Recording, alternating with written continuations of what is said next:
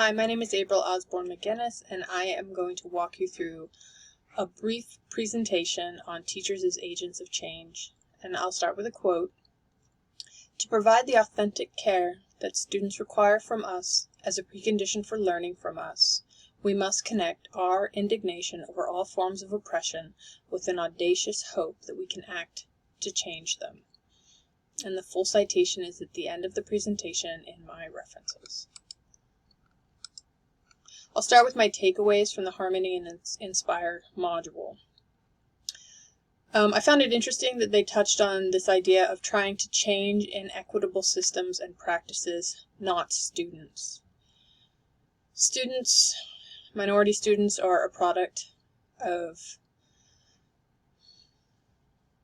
inequitable systems.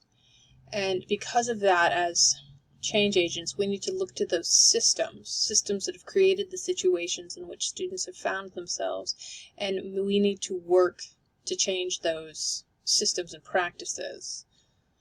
My second takeaway is that good teaching is helping students develop knowledge and skills to gain power. If you look at this through a social-emotional learning lens, by teaching students social-emotional skills, they gain the power to effectively and productively process emotions and situations that they find themselves in. Oftentimes students find themselves in situations that are far beyond their age, and so they need more advanced skills to work through those, rather than lashing out at their peers and their teachers. Also, it's my third takeaway is this idea of change agents versus technicians. Technicians just go straight ahead, business as usual, whereas change agents are actively looking at the world, looking at their institution, and looking for ways to improve and remove inequitable policies and practices. So things that were new to me was this idea that connecting to families is part of culturally responsive pedagogy. You think about it, it makes complete sense, but I've never actually heard anybody talk about that.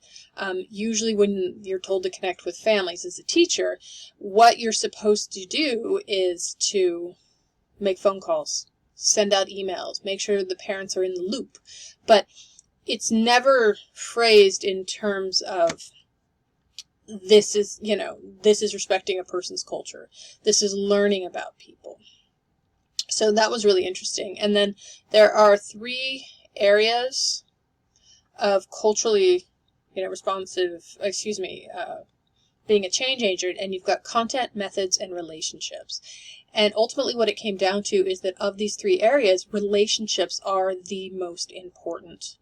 You have to stop and have relationships with your students before you can even begin to teach them content. Because if they don't feel that you care about them, that you care about their situations, it doesn't matter how many fancy teaching techniques you use, they're not going to participate. They're not going to get involved with you.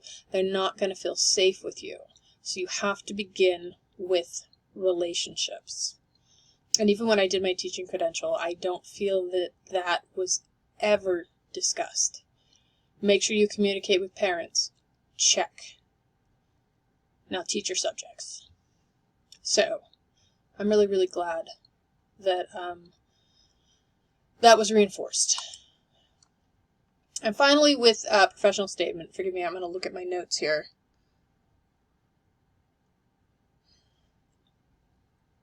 What I'm thinking about is something that I talked about in the last SEL class, is the fact that when I first started teaching, I was very much focused on the content, and I would tell students that they just had to get on with it and they had to leave their emotions in the parking lot. I said that. But that was how I was raised. That was what I was told to do, and it seemed like the right thing to do. But now I know that you have to listen to students. You have to listen to their voice, and you have to let them know that you value their voice. And I'm not going to read this whole quote because I'm running out of time, but this is from Silvio, the assistant principal in the K-8 schools, and he really talks about how you have to have a conversation when something happens, and you have to listen, and you have to listen in a way that you don't interrupt students. They have to be given an opportunity to speak, and they have to know that you're listening and that you care. I'm at 5 minutes, so let me click to my references. And I hope you enjoyed this, and I hope you found it as interesting as I did. Thank you.